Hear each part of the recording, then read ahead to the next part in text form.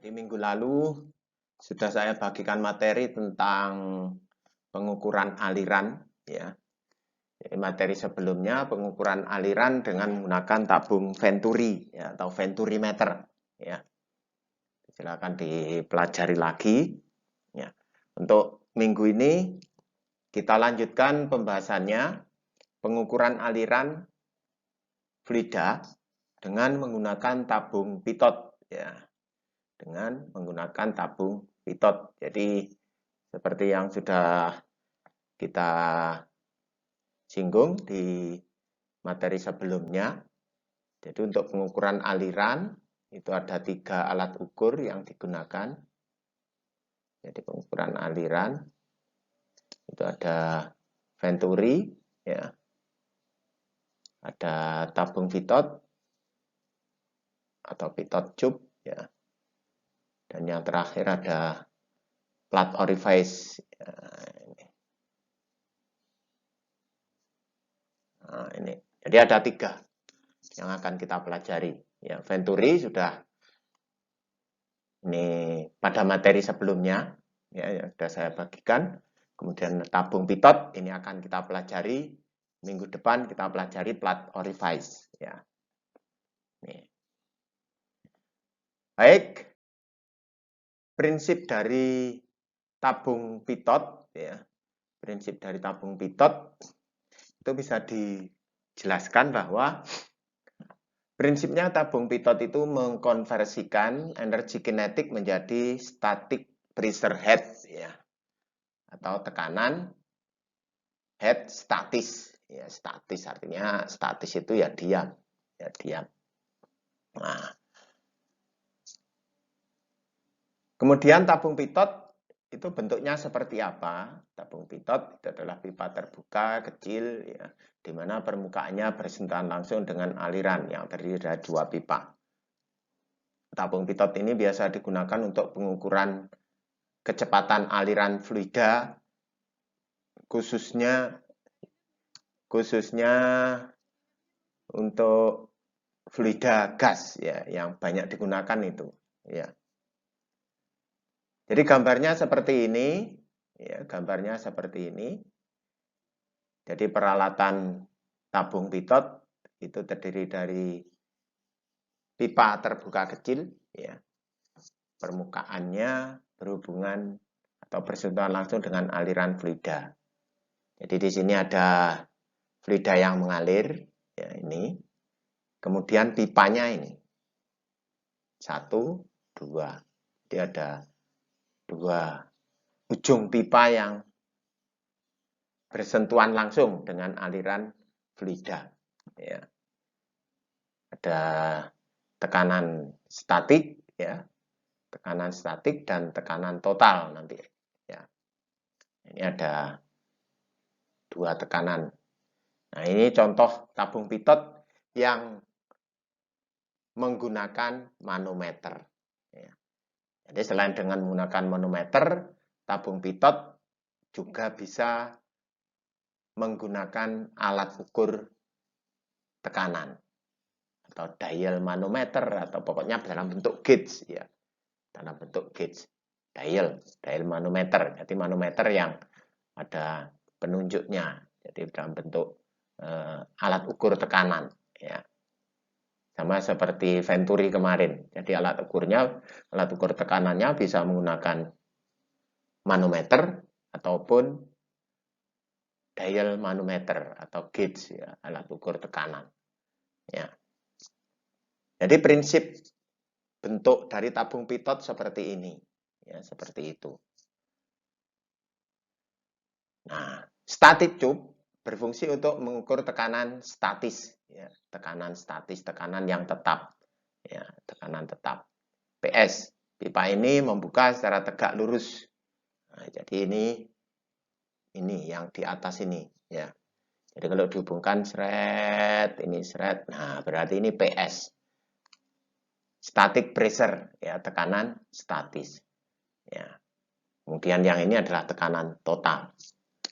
Tekanan total yang timbul akibat adanya aliran fluida ini, ya, adanya aliran fluida ini mendorong dalam ini, ya, sana, sehingga akan menekan ke situ. Ya, nih.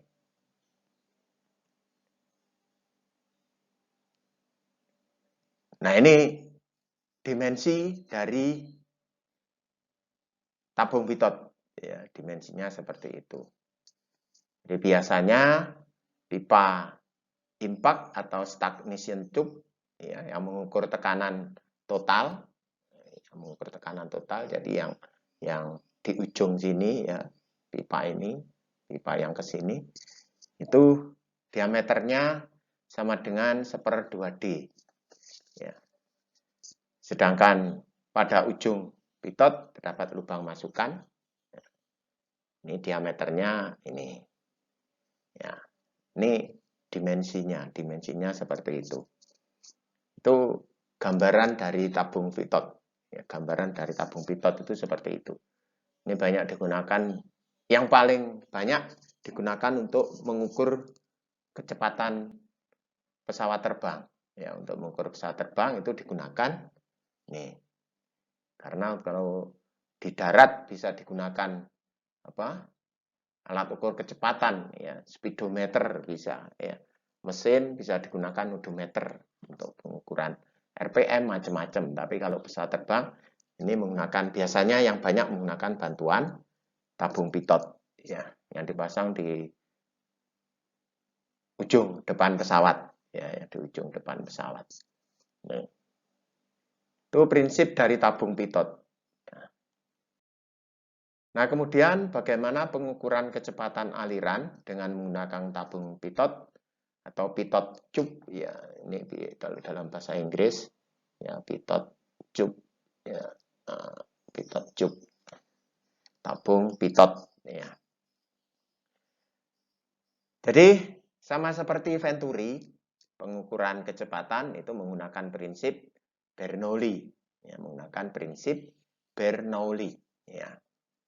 Bernoulli. Jadi ada beda tekanan, ada perbedaan kecepatan, ya. Jadi kalau prinsip Bernoulli itu bisa digambarkan seperti ini, ya. Di tabung pitot terdapat aliran yang mengalir, ya, mengenai permukaan ini, ya. Maka garis arus akan berhenti atau kecepatannya 0, ya. Jadi kalau mengenai situ kecepatannya 0, berhenti, ya. Pada titik inilah disebut sebagai titik stagnasi, stagnan, ya. Sedangkan garis arus yang lain akan bergerak, ke sana, ya. Bergerak, ya, sesuai dengan garis alirnya itu, ya.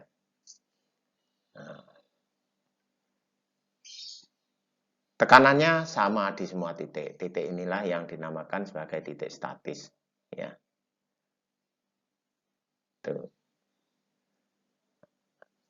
Itu gambaran persamaan Bernoulli, ya.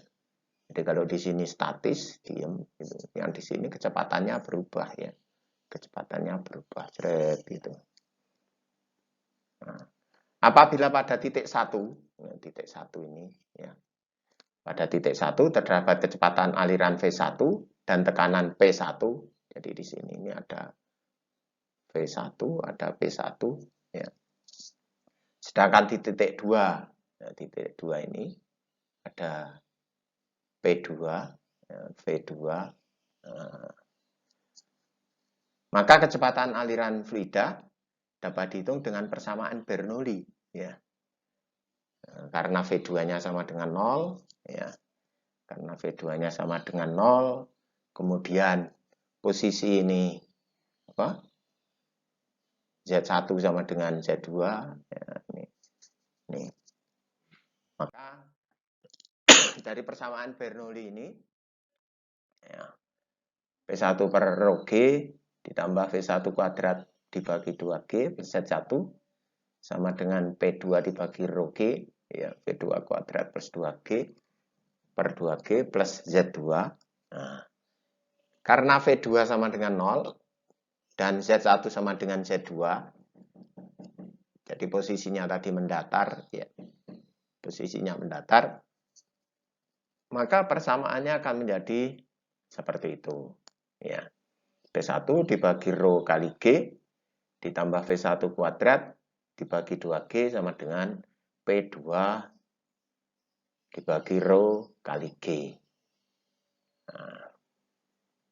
Nah, kalau ini semua dikalikan dengan rho kali G, ya, dikalikan rho kali G, maka akan diperoleh hasil itu. Ya, kalau dikalikan dengan rho kali G, ini akan hilang, di atas timbul rho, ya, yang ini juga hilang. Hingga jika ini semua dikalikan dengan rho kali G, maka persamaan barunya menjadi itu P1 ditambah setengah rho V1 kuadrat sama dengan P2. Nah, itu ya. Nah, kemudian kecepatannya gimana? Jadi kita ingin mengukur kecepatannya. Ya. Kecepatannya sama dengan, nah ini. Jadi kecepatan di titik 1, jadi kalau tadi ada begini ya, ini ada ini, di sini ada aliran, gitu ya. Di sini ada P2, V2, kemudian di sini ada P1, V1 tadi ya. Maka kecepatan aliran fluida di sini itu bisa dihitung dengan menggunakan ini. V1 akar 2 kali P2 min P1 dibagi rho. Ya, dibagi rho. Rho ini adalah rho fluida yang mengalir. Ini adalah rho fluida. Nah, rho fluida. Jadi kalau mengalir di udara gitu ya, berarti rho-nya ya rho udara. Jadi kalau misalkan alat ini dipasang di air, berarti rho-nya ya rho air. Gitu ya. Kalau dipasang di fluida yang lain, ya rho fluidanya berapa? Nah, itu prinsip pengukuran kecepatan dengan tabung pitot. Jadi ada beda tekanan. Yang diukur beda tekanan pada tekanan stagnasi ya, dengan tekanan statik. Ya, itu tekanan yang tetap. Itu.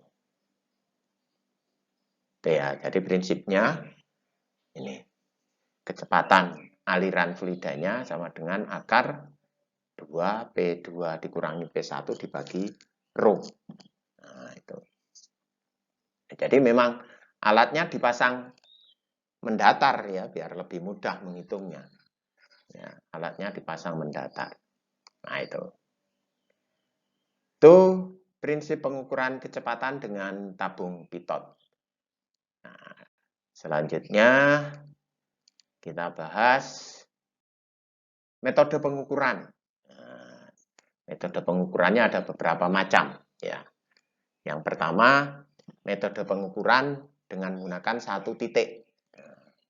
Menggunakan satu titik. Nah, ini prinsipnya hampir sama dengan piezometer. Ya, hampir sama dengan piezometer, hanya saja ini digunakan tabung berbentuk L.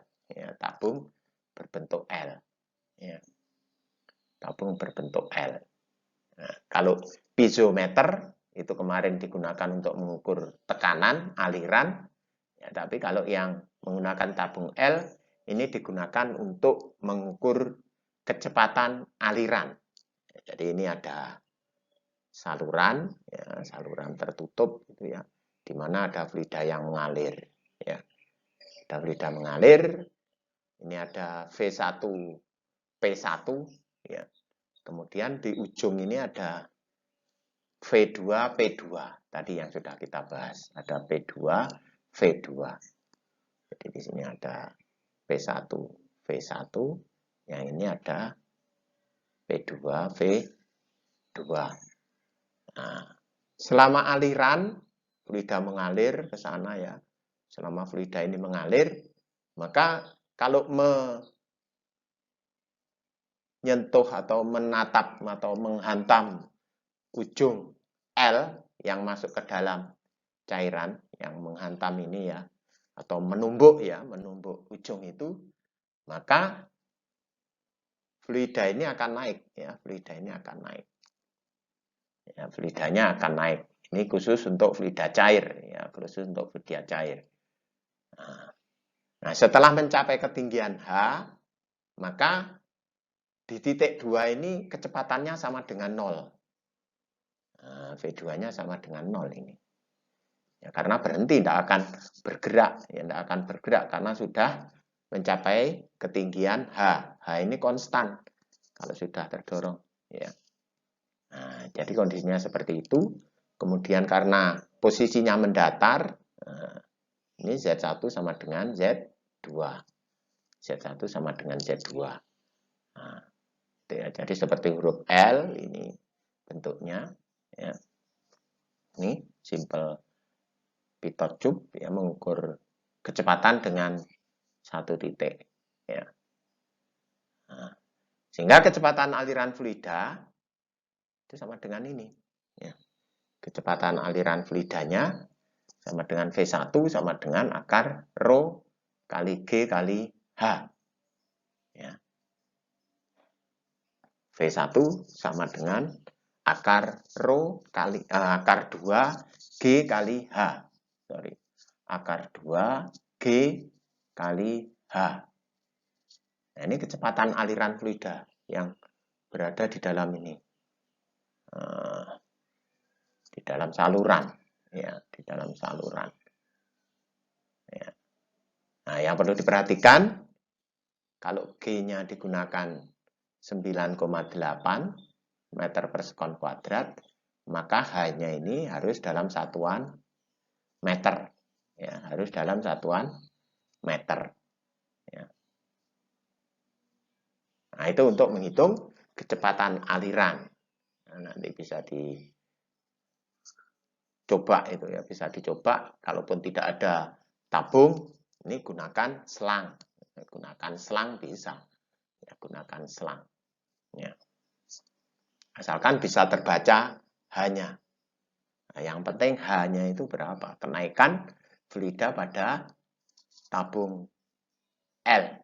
Ya, kenaikan fluida pada tabung L. Itu metode pengukuran dengan satu titik. Yang berikutnya, metode pengukuran dengan menggunakan dua titik. Metode ini pengukuran dengan menggunakan metode dua titik. Nah, ini hasilnya akan lebih valid lagi ya, karena membandingkan tekanan di tepi ya, dan tekanan di tengah. Nah, sehingga diperoleh delta H.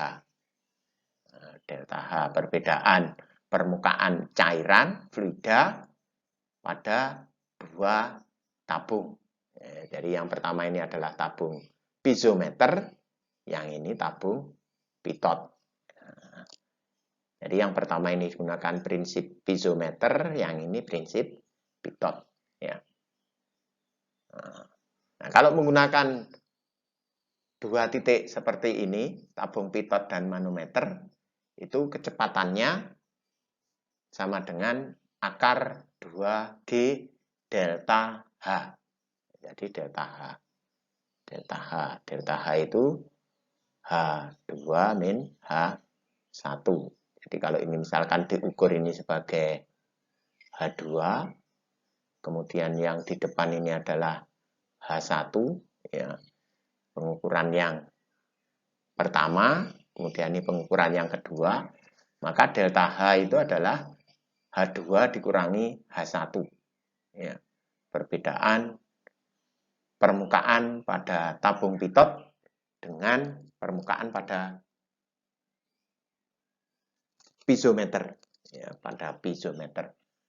Nah, itu menggunakan dua titik. Ya.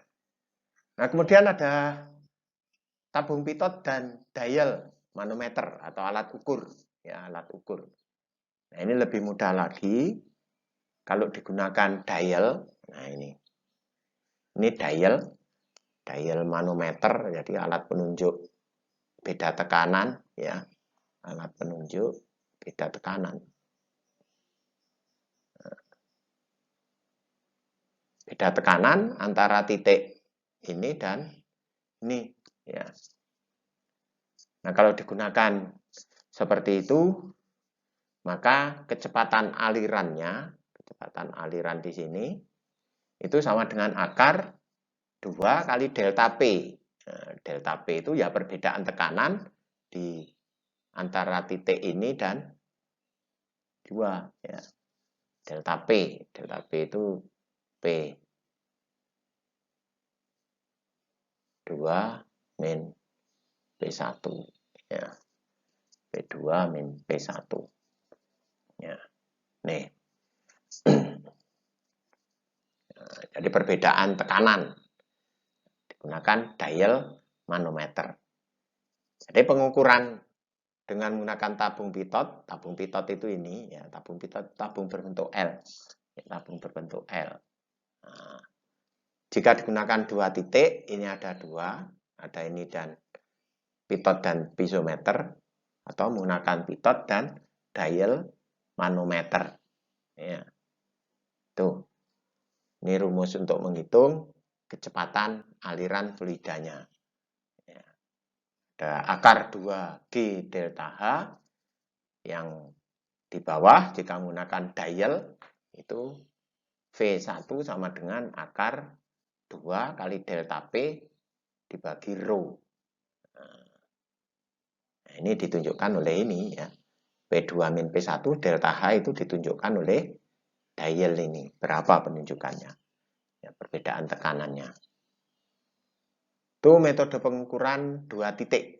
Ya. Nah, kemudian pengukuran kecepatan dengan tabung pitot itu sendiri, ya, ini bisa digambarkan seperti ini. Ya. Ini ada tabung pitot dengan memanfaatkan manometer. Ya.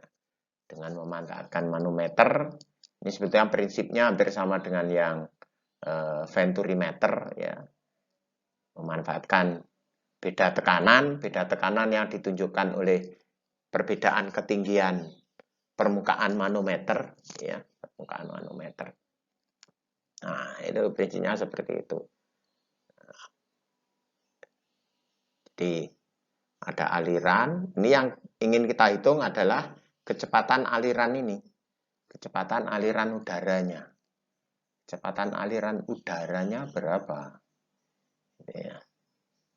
Nah, di sini ada lubang kedua, ya. Yang ini adalah lubang statik, ini adalah lubang stasioner, ya. Ini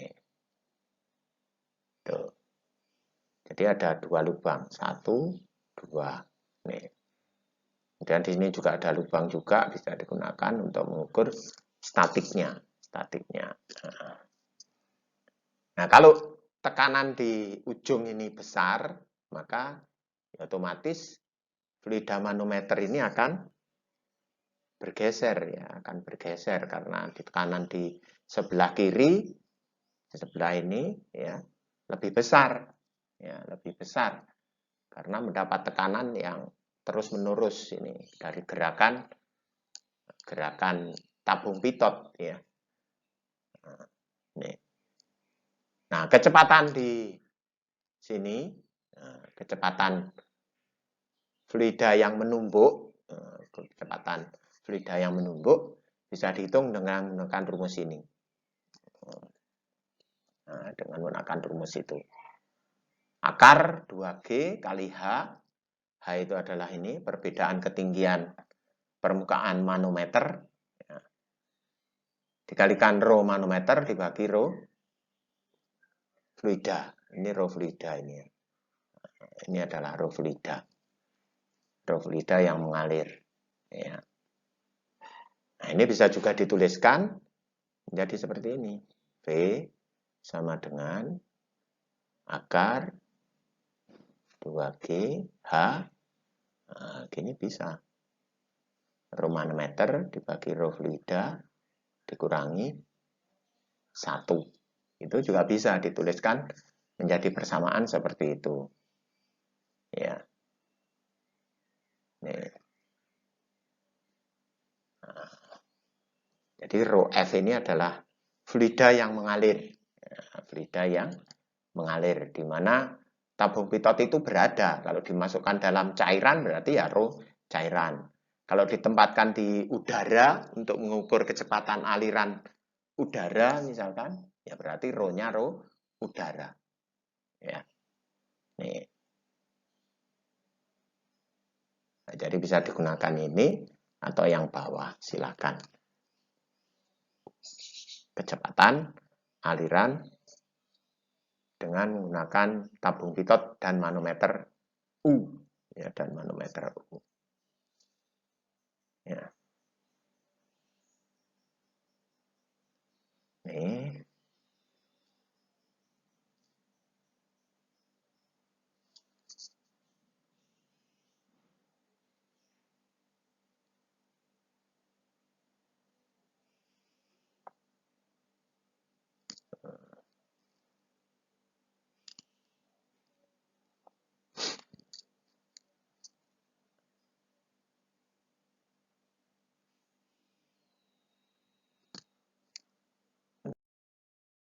Nah, sebagai contoh, nih.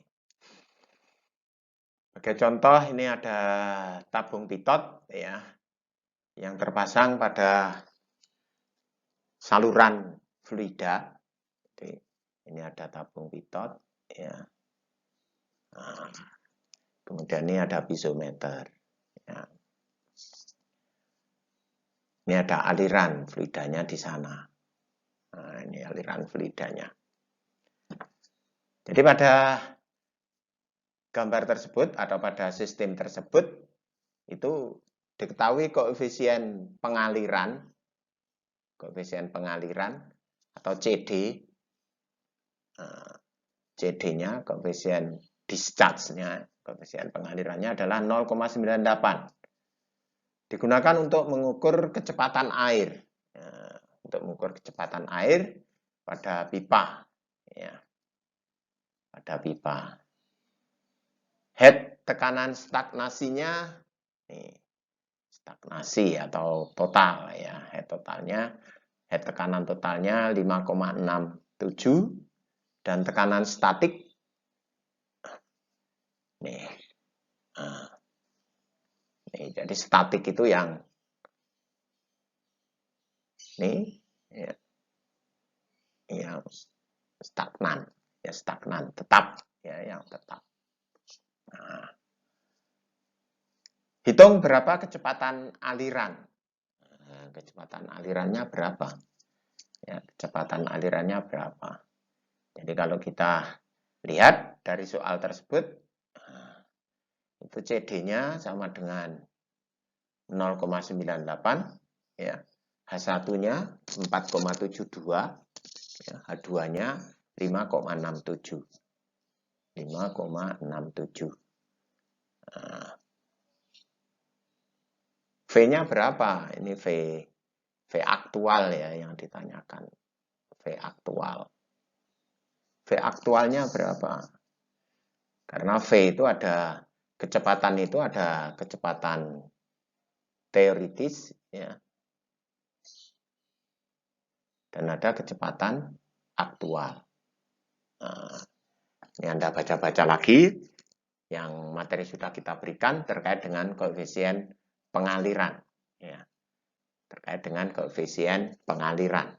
Ya, kalau Anda belajar, ingat. Tapi kalau nggak pernah belajar, nggak akan ingat. Ya. Nih. Yang ditanyakan adalah V aktual. Kecepatan alirannya. Jadi sesuai dengan rumus yang sudah dibahas tadi, V sama dengan akar 2G kali delta H.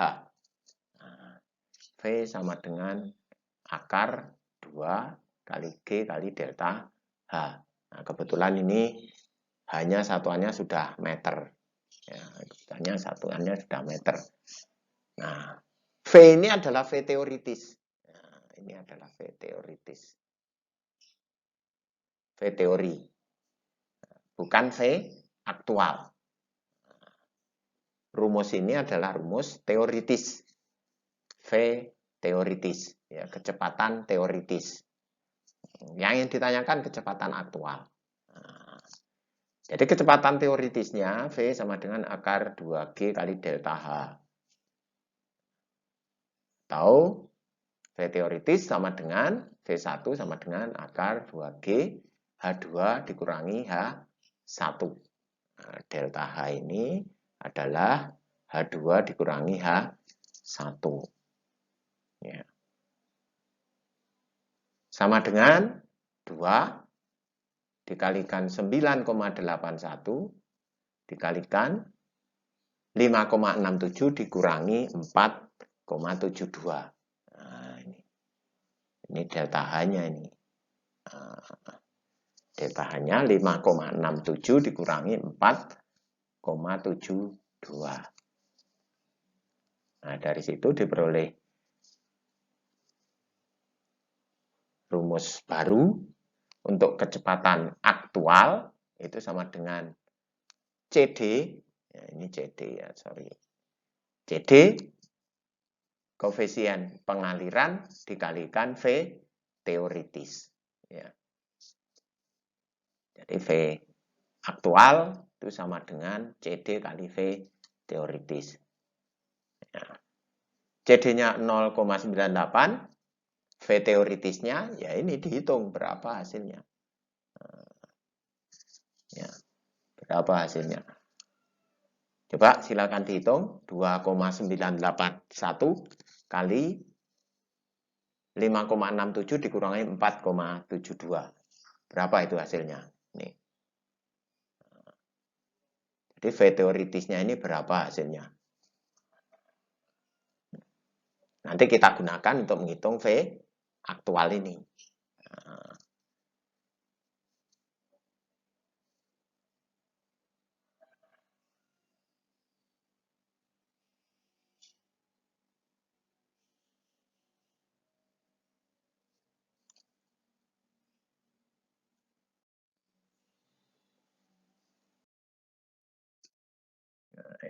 Nanti silakan dihitung sendiri ya. Nah, berikutnya ini yang terakhir ya. Jadi ini sebetulnya mengulang yang tadi, ini hanya mengingatkan saja ya. Metode Pitot static tube. Nah, ini sebetulnya sama prinsipnya dengan yang tadi ya, dengan yang sudah kita bahas. Ini skema peralatan yang sering digunakan. Jadi dalam industri modern itu skemanya seperti itu ya. Jadi ini ada bentuknya L ya, sekali lagi bentuknya L begini ya. Kemudian di sini ada drain hole atau lubang pembuangan ya. Kemudian ini ada dial manometer ya. Dial manometer. Nah, kalau digunakan itu rumusnya ini tadi sudah kita bahas, sudah kita singgung ya. Sudah kita singgung. Delta P adalah perbedaan tekanan statis dan tekanan stagnasi pada alat tersebut. Nah, ini ya. Itu. Ya. Itu metode dengan Pitot static tube ya. Jadi sebetulnya semua metode tadi, Pitot tadi, ini yang banyak digunakan di industri modern ya. Jadi sistemnya menggunakan dial indikator ya, dial indikator berapa beda tekanannya itu ditunjukkan oleh ini ya. Nih. Baik, saya kira itu untuk pertemuan kita pada materi ini ya, pada materi ini. Nanti Anda pelajari lagi secara detail ya.